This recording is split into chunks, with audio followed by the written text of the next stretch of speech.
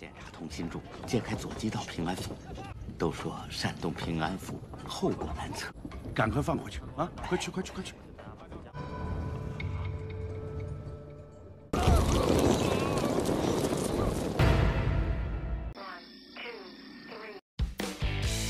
Terima kasih kepada 255 subscribers channel SP3 atas apresiasinya. Dukungan ini sangat berarti untuk terus memotivasi saya menyajikan yang terbaik buat Mager Mania di seantero jagat. Kali ini, sebuah film detektif tahun 2010 yang berusaha menguak fakta tentang fenomena terbakarnya tubuh manusia secara misterius. Langsung aja, siapkan kopi, cemilan dan cepuloh kamu, kita nikmati Detektif di Mystery of the Phantom Flame. Kisah berlangsung pada tahun 689 Masehi, tepatnya setelah kematian Kaisar Tanggaozong. Ibu Suri menjadi wali raja selama 7 tahun dan saat ini akan segera naik tahta. Sebagai calon kaisar wanita pertama dalam sejarah, para anggota kerajaan dan pejabat menolak seorang wanita menduduki tahta dan bersekongkol untuk menggulingkannya. Scene selanjutnya kita akan diperlihatkan Tuan Jia sedang menemani seorang diplomat dari negara tetangga yang sedang menyaksikan proses pembangunan patung Buddha setinggi 66 yard, atau sekitar 60 meter, kira-kira setengahnya tinggi Monas, di mana pada zamannya, bangunan ini terbilang sangat tinggi. Patung ini dibuat persis di depan panggung penobatan kekaisaran atas perintah Ibu Suri sebagai simbol wanita pertama dalam sejarah yang berhasil menduduki singgasana kaisar. Diplomat tersebut penasaran dengan simbol dan gambar yang menempel di sepanjang pilar, lalu dijelaskan oleh Tuan Jia selaku mandor dari proyek ini bahwa itu adalah gambar pendeta Luli, yaitu pendeta kepercayaan Ibu Suri, dan yang menempel di sepanjang pilar adalah jimat dari sang pendeta sebagai penolak bencana dan pengusir setan. Nampak dengan jelas kalau hawa panas menghantui pembangunan ini karena proses pelelehan besi yang tanpa henti ditambah penerangan kala itu yang juga masih menggunakan api sehingga mau tidak mau para pekerja harus selalu minum jika tak ingin dehidrasi. Di sisi lain, kita melihat beberapa kuproy yang sedang kasakusuk seperti mengkhawatirkan sesuatu lalu meminta Satuo, salah satu pengawas proyek, untuk menyampaikannya. Satuo berhasil mencuri waktu Tuan Jia dan memohon untuk mengembalikan beberapa jimat yang sempat dilepasnya saat inspeksi kemarin karena para kuproy khawatir akan ada bencana datang akibat lepasnya jimat tersebut. Karena masih sibuk, Tuan Jia hanya mengiyakan dengan singkat lalu kembali menuju mata Buddha untuk menemani sang diplomat, namun tiba-tiba, 检查同心柱，揭开左击道平安符。都说煽动平安符，后果难测，赶快放回去啊！快去，快去，快去！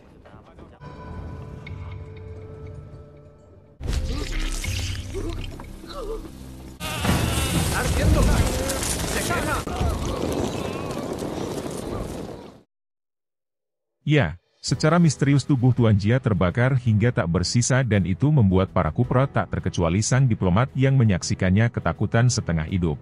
Setelah kejadian mengerikan tersebut, tim pengadilan yang dipimpin oleh Tuan Su dan asistennya, Pe Donglai langsung menuju TKP untuk menyelidiki perkara. Tuan Su meyakini kejadian ini adalah sebuah pembunuhan karena beliau mencium bau fosfor yang menyengat pada sisa jenazah sehingga yakin bahwa ada seseorang yang cerdik yang telah membakar Tuan Jia. Namun, Donglai tidak setuju dengan pendapat itu karena menemukan sepatu korban masih utuh tapi seluruh tubuhnya hangus terbakar hingga ke tulang-tulang sehingga disimpulkan bahwa Tuan Jia terbakar dari dalam tubuhnya dan bukan dibakar dari luar. Donglai mencurigai Satuo saat melihat tangan kirinya buntung dan ditutupi menggunakan hook di mana Satuo menjelaskan bahwa itu adalah hukuman dari Kementerian Kehakiman atas keterlibatannya dalam pemberontakan detektif di 8 tahun silam. Satuo juga meminta untuk tidak menahannya dan para kuproy karena mereka sedang dikejar deadline penyelesaian pembangunan patung Buddha di mana bila patung tersebut belum selesai pada hari penobatan, maka nyawa mereka semua bisa melayang. Menurut Satuo, penyebab kematian Tuan Jia adalah hukuman langit, akibat berani memindahkan jimat keramat pendeta Luli dari tempat seharusnya. Mendengar pernyataan tersebut, Donglai penasaran untuk menyingkap jimat itu, namun Tuan Su mendahuluinya dan membuat kuproy makin khawatir, sementara Tuan Su sendiri tidak mempercayai tahayul itu dan berencana melaporkan kejadian ini langsung kepada Ibu Suri.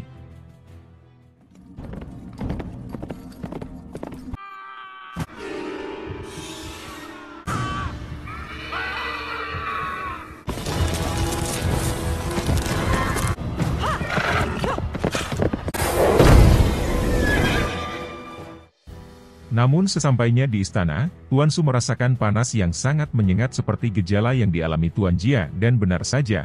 Lagi-lagi kita dikejutkan terbakarnya Tuan Su secara tiba-tiba yang praktis membuat seisi istana menjadi panik tak terkecuali Dong Lai sang asisten. Beruntung, Jing Er Sangguan, Jenderal Utama Ibu Suri, berhasil menahan laju kuda Tuan Su sehingga tidak sampai membahayakan Ibu Suri. Sengatan matahari siang berganti derasnya hujan di malam sendu. Atas kejadian tersebut, istana memperketat pengamanan laksana sempak edisi terbaru di mana tidak boleh ada api sama sekali di istana, bahkan untuk makanan pun, Ibu Suri harus pesan catering, karena zaman tersebut belum ada GoFood. Selain itu, sebelum makan, seluruh makanan harus dicicipi dahulu oleh Jing Er sebelum disajikan kepada Ibu Suri. Di sini Ibu Suri bercerita kepada Jing Er, bahwa kejadian tadi tidak akan melumpuhkan tekadnya untuk menjadi seorang kaisar wanita pertama walaupun banyak yang menentang, karena sebelum ini, dia telah melalui berbagai krisis sejak usia 14 tahun dan itu sudah mendidiknya untuk menjadi wanita tangguh dan berpikir jauh ke depan. Tak berapa lama dari kejauhan, muncul seekor rusa ajaib utusan pendeta Luli yang dapat berbicara. Rusa tersebut berbicara mewakili sang pendeta bahwa langit saat ini sedang tidak baik-baik saja semenjak istana ditinggalkan detektif D. Pendeta meminta Ibu Suri untuk mengembalikan beliau agar istana kembali damai. Walau Jing Er sempat keberatan karena detektif D adalah salah satu pemberontak paling berpengaruh sehingga dikhawatirkan akan mengakibatkan gejolak bagi pemberontak lain, Ibu Suri tetap menuruti titah sang pendeta dan mengutus Jing Er langsung untuk membebaskannya. Jing Er bergegas ke Kementerian Kehakiman tempat detektif D ditahan dan terlihat kondisi beliau cukup memprihatinkan di mana nampak matanya telah buta dan penampilannya tidak terurus. Bersama dengan pria paruhbaya yang juga buta, beliau menjalani kerja paksa di sana sebagai petugas pembakar dokumen usang. 老令，也许我真的要离开了。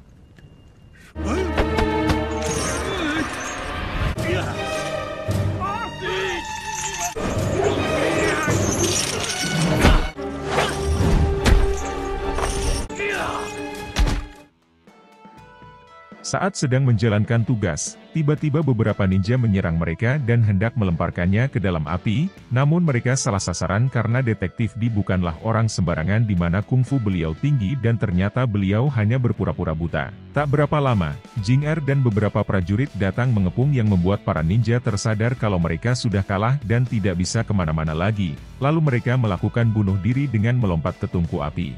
Beberapa prajurit mencoba mengejar para pemanah yang berhasil meloloskan diri, namun menurut detektif D, percuma saja karena bagaimana mungkin penyusup berhasil memasuki penjara dengan tingkat keamanan ketat jika tanpa bantuan orang dalam, lalu dari cara bertarung, mereka berilmu tinggi dan bukan tandingan prajurit kerajaan. Sebelum pamit, pria parubaya itu berpesan kepada detektif D untuk berhati-hati karena kelak dia akan menyadari bahwa di luar sana tidak akan sebebas di dalam penjara.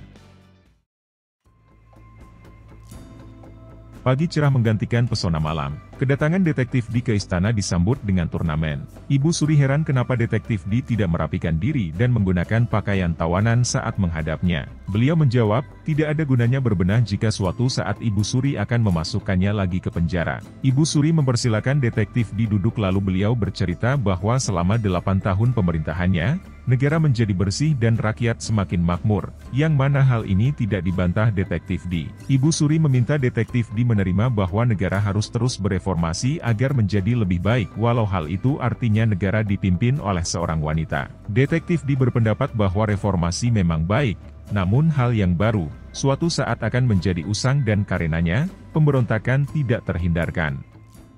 嫡亲还是嫡亲啊，说话真不中听。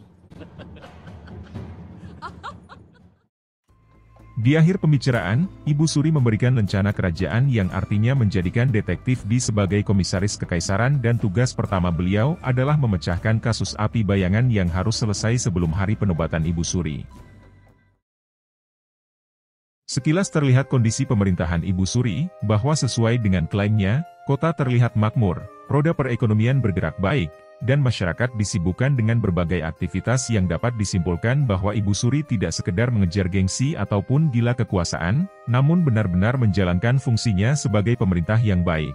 Selepas menghadap Ibu Suri, detektif melanjutkan perjalanannya menuju penginapan dan memerintahkan Jing Er melayani apapun kebutuhan detektif D. Sekali lagi ditekankan, apapun, langsung traveling desa Nubari kalian, kancut. Sesuai permintaan Ibu Suri, Detektif D meminta Jing Er untuk mencukur janggutnya yang sudah lebat, namun Jing Er tidak menyukainya dan beginilah bercandanya orang jago kungfu.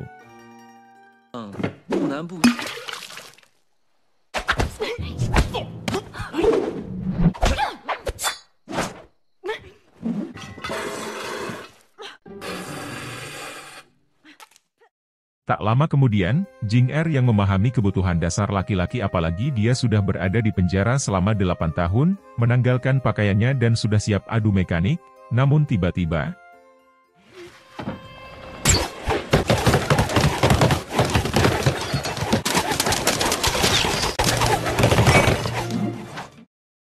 ya, mereka mendapat serangan membabi buta dari penyusup yang menghujani mereka dengan anak panah bertubi-tubi hingga memenuhi isi kamar dan melukai burung kenari peliharaan Detektif D. Sontak saja, Detektif D langsung menutup pintu dan mematikan semua cahaya sementara Jing Er langsung menutupi tubuhnya. Saat penonton kecewa, maksudnya, saat dirasa kondisi cukup aman, Jing Er hendak membuka pintu untuk memeriksa keadaan, namun Detektif D mencegahnya dan tanpa sengaja memegang tengkuk lehernya yang membuat Jing Er panik dan menjauh. Detektif D keluar memeriksa keadaan lalu mendapati Pangeran Li Shou lengkap dengan pasukannya sudah berada di depan kamarnya. Sekedar informasi, beliau ini adalah salah satu petinggi kerajaan yang berselisih dengan Ibu Suri dan bahkan sedang mempersiapkan diri untuk memberontak. Kedatangan beliau ke kamar Detektif D bermaksud untuk mengajaknya bergabung, namun beliau mengacuhkannya. Pangeran coba mempengaruhinya dengan sebuah lencana militer, di mana dengan lencana tersebut, Detektif D berwenang memimpin 100.000 pasukan yang siap menjalankan perintah. Tak lama kemudian, Jing Er keluar dan membuat pangeran segera pergi dari sana. Jing Er mencurigai bahwa pangeranlah yang mengutus para pemanah tadi. Namun hal itu dibantah Detektif D yang berpendapat bahwa tidak mungkin dia memberikannya lencana jika dia hendak membunuh. Keesokan harinya, Detektif D resmi menerima mandat Ibu Suri memimpin kasus api bayangan ditemani oleh Dong Lai dan Jing Er di mana di hari pertamanya, mereka langsung melakukan kunjungan ke kamar mayat guna memeriksa sisa jenazah dan mengetahui kronologi kematian. Dong Lai agak bingung dengan gaya Detektif D yang nyentrik di mana dia membawa kenarinya saat bertugas. Saat meminta pendapat Dong Lai, dia tidak nyaman dengan kehadiran Jing Er yang lalu diminta Detektif D berjaga di luar. Dong Lai mengatakan bahwa saat ini beredar rumor yang mengatakan bahwa Pendeta Luli suka membunuh sebelum penobatan agar menjadi contoh bagi yang lain. Namun, Detektif D tidak setuju karena Tuan Jia juga merupakan orang utusan Ibu Suri dan deadline-nya sangat ketat untuk membangun patung Buddha sebelum penobatan sehingga bisa disimpulkan ini bukanlah konspirasi.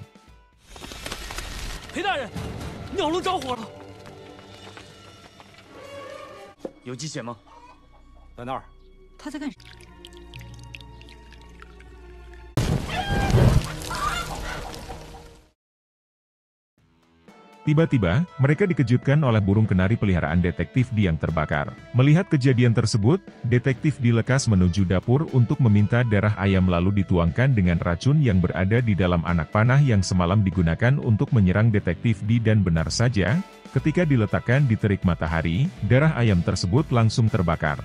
Sehingga di sini kita mendapat kesimpulan bahwa penyebab kasus api bayangan adalah racun yang bercampur dengan darah dan matahari sebagai pemantik apinya. Selanjutnya Detektif D menuju patung Buddha untuk olah TKP dan bertemu dengan Satuo yang dahulu merupakan ajudannya. Satuo bercerita bahwa setelah pemberontakan, beliau diampuni Ibu Suri dan dijadikan pengawas untuk pembangunan patung Buddha. Karena pernah lama mengabdi pada Detektif D, beliau melakukan rekonstruksi dan mencurigai kura-kura api adalah penyebabnya. Detektif D menjelaskan kura-kura api adalah istilah untuk kumbang hitam beracun pemakan fosfor yang akan terbakar jika terkena matahari. Dong Lai murka kepada Satuo karena saat investigasi sebelumnya, Satuo mengatakan penyebabnya adalah kutukan langit. Beliau menjelaskan bahwa saat itu, dia sangat ketakutan dan yakin bahwa kata-katanya tidak akan dipercaya pengadilan. Dong Lai tetap tidak terima dan bahkan hendak menangkapnya, namun hal itu dicegah Detektif D yang meminta agar Dong Lai tidak melakukan intervensi apapun terhadap investigasi ini. Selanjutnya, Satuo menyarankan agar Detektif D pergi ke pasar bayangan dan bertemu dengan seseorang bernama Don Qiwang. Untuk informasi, pasar bayangan adalah istilah untuk kota Luoyang yang telah meredup 1000 tahun lalu selama kepemimpinan dinasti Han.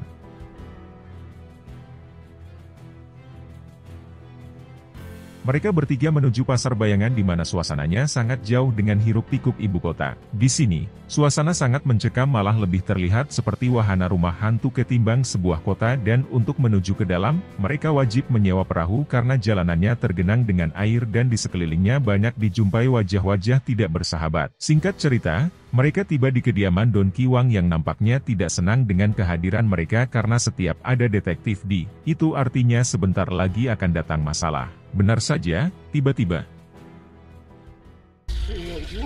凡颜那国书记载，此物早已。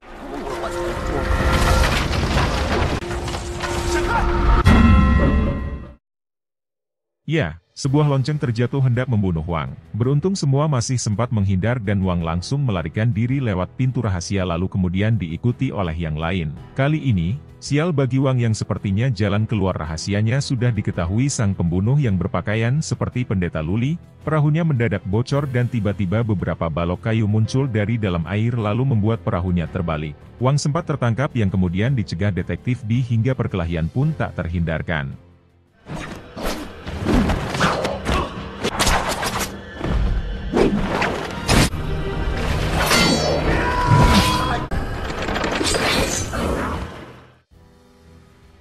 Walau diserang 3 pendekar kungfu tingkat tinggi, namun sang pembunuh juga bukan orang sembarangan dan mampu meladeni adu mekanik ketiganya.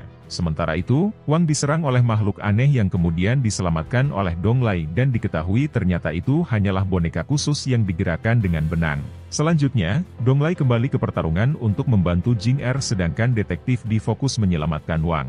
Dengan cerdik, detektif D merobohkan tumpukan kayu dan tepat mengenai sang pembunuh, namun itu belum cukup untuk membunuhnya. Jing Er yang masih penasaran mengejarnya lalu kemudian diikuti Dong Lai dan hampir membuat mereka saling bunuh.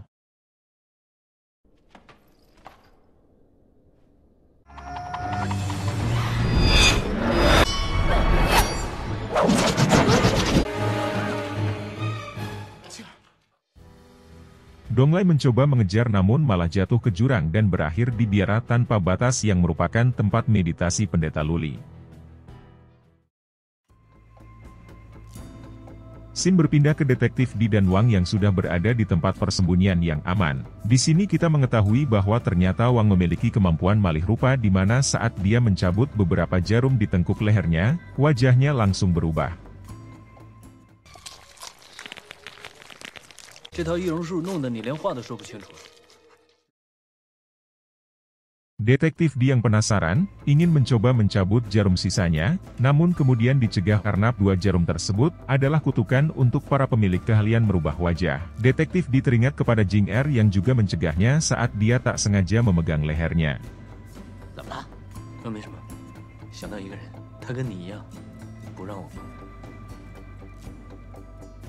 Tak berapa lama, Dong Lai dan Jing Er tiba. Wang menjelaskan, dahulu dia adalah seorang tabib istana dan bertugas menyembuhkan kaisar yang menderita astenia yang menurut Mbah Google yaitu kurangnya energi untuk menggerakkan otot tertentu atau bahkan semua otot dalam tubuh sehingga kesulitan atau bahkan tidak bisa menggerakkan bagian tubuh tertentu dengan baik. Dia mendapatkan saran dari negeri barat untuk menggunakan kura-kura api. Alih-alih menyembuhkan, hewan ini justru mematikan, sehingga Wang yang takut tertangkap, melarikan diri dari istana dan menjemur kura-kura api tersebut tanpa menunggu hewan itu sampai benar-benar habis terbakar.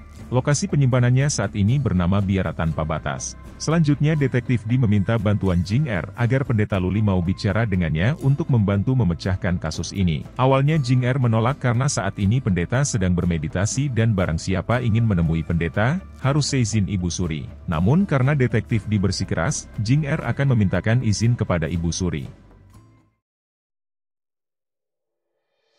Sesampainya di istana, Jing Er menyampaikan permohonan detektif D kepada Ibu Suri dan itu membuat beliau sangat murka. Jing Er diminta untuk berhenti mengawalnya dan Ibu Suri sendiri yang akan menyelesaikan masalah ini. Kita berpindah ke pasar di mana Dong Lai dan detektif D sedang berdiskusi. Dong Lai berasumsi Tuan Jia sebagai mandor, pasti menemukan sesuatu saat inspeksi sehingga dibunuh. Dia berencana pergi ke rumah Tuan Jia malam ini. Tiba-tiba, Pangeran Li Shou dan pasukannya sudah berada di depan mereka dan menyerahkan gada penjinak naga. Senjata ini sangatlah dihormati detektif D selain karena kesaktiannya yang mampu membaca keretakan setiap senjata lawan, dia juga mendapatkannya langsung dari kaisar terdahulu.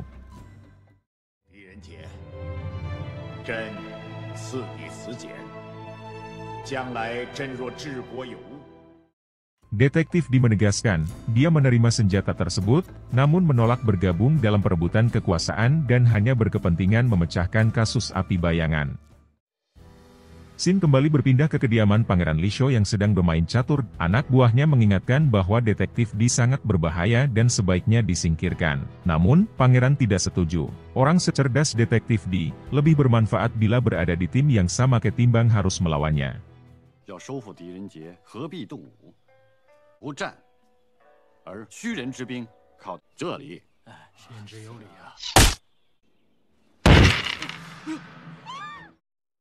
Ya, sebuah anak panah tepat menancap di jidatnya dan tak berapa lama, tubuhnya mengeluarkan asap.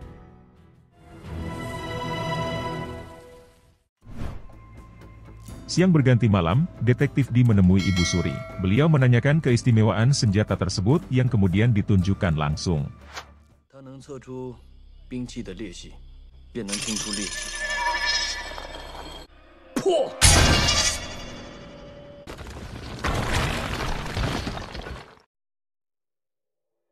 Detektif Di balik bertanya kepada Ibu Suri, bagaimanakah Kaisar meninggal? Ibu Suri menjawab, tidak seperti rumor beredar yang mengatakan bahwa Ibu Suri membunuhnya. Kaisar wafat karena penyakit hati, namun beliau difitnah karena seorang wanita sehingga dianggap tak pantas untuk mengendalikan kekaisaran. Selanjutnya, Ibu Suri meminta agar Detektif Di batal mengunjungi pendeta karena saat ini beliau sedang bermeditasi. Tak lama kemudian, pasukan istana yang dipimpin Jing Er ternyata sudah siap dan langsung mengepung Detektif Di. Bersamaan dengan itu, Donglai juga datang melaporkan bahwa pangeran telah dibunuh dengan menggunakan racun yang sama. Kesempatan itu dimanfaatkan Detektif Di untuk melarikan diri.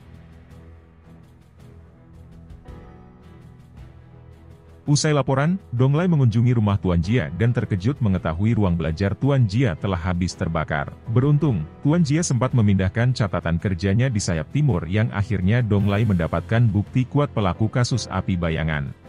Naas, saat ingin melaporkan temuannya, dia disergap ninja yang kali ini dengan senjata khusus, berhasil meringkus Donglai.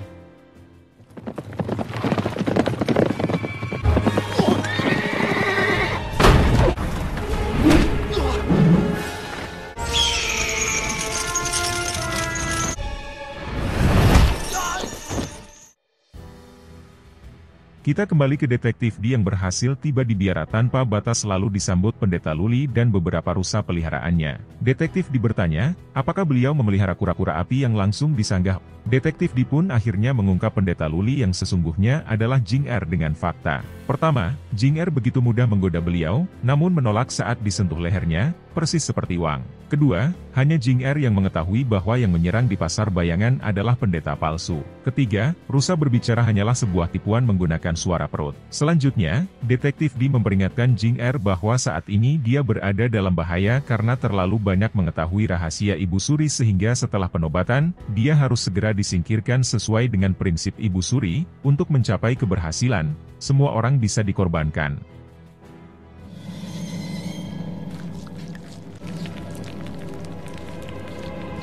你知道天后太多秘密，国师消失，静儿又何在啊？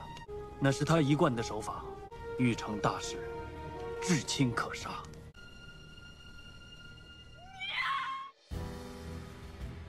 Merasa malu, marah, kecewa, tidak percaya, semua bercampur aduk menjadi satu pada Jing Er dan dia pun memerintahkan para rusa menyerang Detektif Di. Cukup mudah baginya untuk mengalahkan kawanan rusa tersebut tapi naas dirinya terkena obat bius yang menyebabkannya hilang kesadaran. Sempat kewalahan menghadapi Jing Er, namun dengan sebuah konsentrasi, dia mampu membaca serangan Jing Er dan mematahkan pedangnya.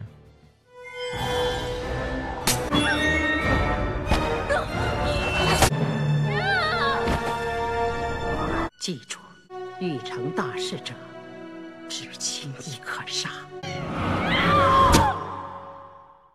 Sial, patahan pedangnya mengarah ke Jing Er sehingga membuat Detektif dipasang badan untuk menerima pedang itu dan membuatnya pingsan. Setali 3 uang, di mana Detektif Di yang jatuh cinta kepada Jing Er hingga rela menerima pedang untuknya, begitupun Jing Er yang tak mampu menjalankan perintah Ibu Suri untuk membunuh Detektif Di walaupun ada kesempatan. Setelah menyembuhkan lukanya, selanjutnya Jing Er menggendong tubuh Detektif Di namun tiba-tiba. 别以为你挡了一剑我就领你的情。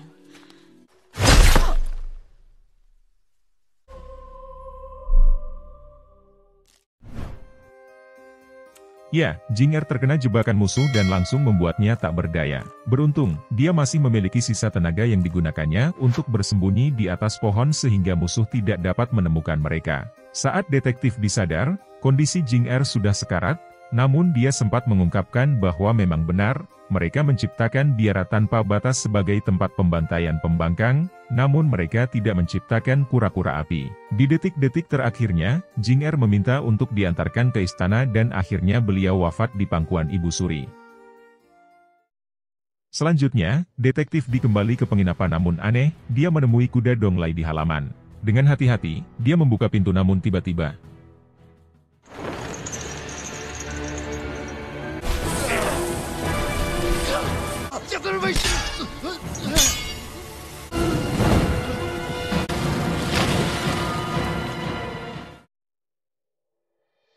tak disangka, pintu itu telah dipasang jebakan yang membuat sebuah kain tersingkap dan ternyata terdapat Donglai yang terikat dan langsung terbakar akibat terkena cahaya matahari. Sempat bermaksud menolong, namun sudah terlambat. Beruntung di akhir nafasnya, dia sempat menyebutkan tali kekang kuda yang kemudian dihampiri dan akhirnya detektif menemukan bukti yang disembunyikan Donglai dan itu menyadarkannya siapakah pelaku utama kasus api bayangan yang sebenarnya.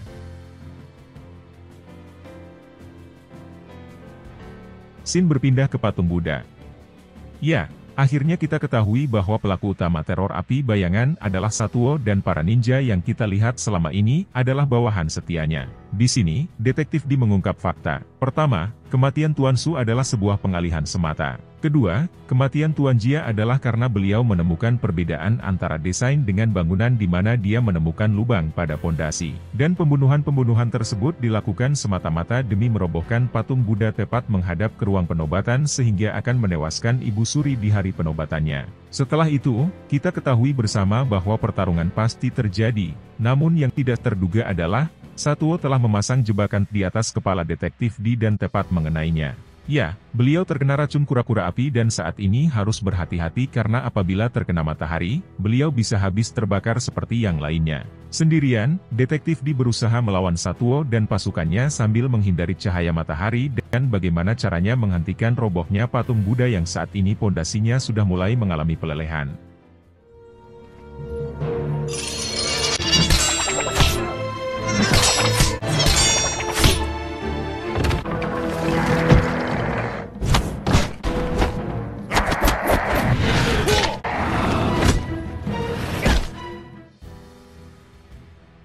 Sadar bahwa dia sudah tidak bisa menghentikan pelelehan, akhirnya detektif menghancurkan salah satu jalur pelelehan sehingga praktis, sudut robohnya patung Buddha menjadi berbelok menjauhi ruang penobatan. Belum menyerah, Satuo mengambil racun kura-kura api yang dimasukkan ke dalam tabung untuk selanjutnya akan disiramkan kepada Ibu Suri. Sambil menghindari matahari, detektif mengejar Satuo yang kemudian membuat Satuo tersiram racunnya sendiri dan tak sempat menghindar dari sengatan matahari sehingga membuat dia terbakar.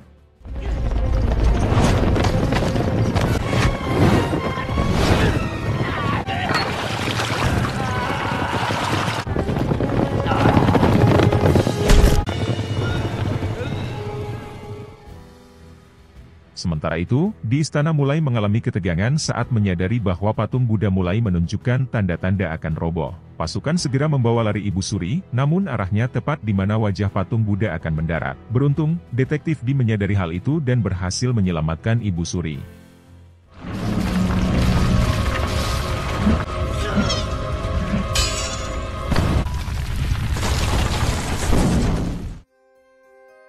Sebelum pamit, detektif berpesan kepada Ibu Suri agar menjadi kaisar yang baik dan tidak menggunakan segala cara demi mencapai tujuan.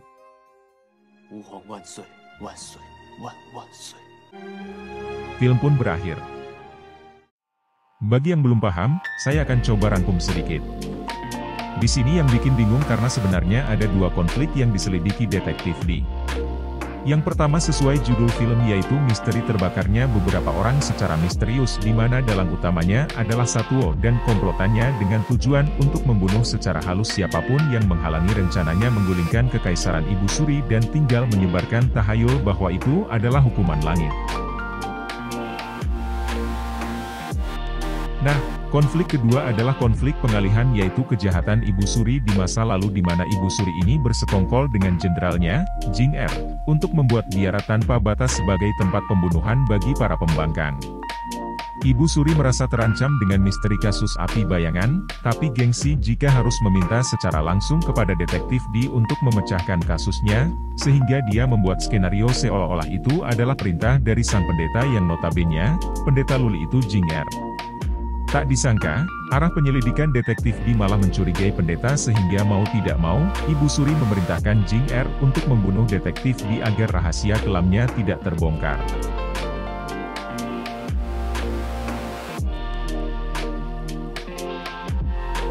Demikianlah alur cerita film kali ini. Semoga kalian semua menikmatinya, dan memberi semangat baru untuk menjalani aktivitas. Secara keseluruhan, filmnya sangat bagus terutama dari jalan ceritanya yang tidak akan bisa ditebak jika baru pertama kali menonton, di mana Satuo ditunjuk sebagai orang yang bersalah di awal cerita yang lalu dengan alibinya, bisa membuat kita terkecoh dan tidak akan menduga bahwa selama ini, dialah pelaku yang sesungguhnya. Pesan moral dari film ini adalah, tujuan yang baik tidak serta-merta memaklumi kejahatan-kejahatan yang dilakukan dalam mencapai tujuan tersebut, atau dengan kata lain, tujuan baik juga harus diikuti dengan cara-cara yang baik. Bagi kamu yang menyukai alur film seperti ini, boleh bantu subscribe, lonceng dan like-nya, supaya saya makin semangat bikin videonya. Saya pamit, sampai jumpa di video selanjutnya. Salam mager.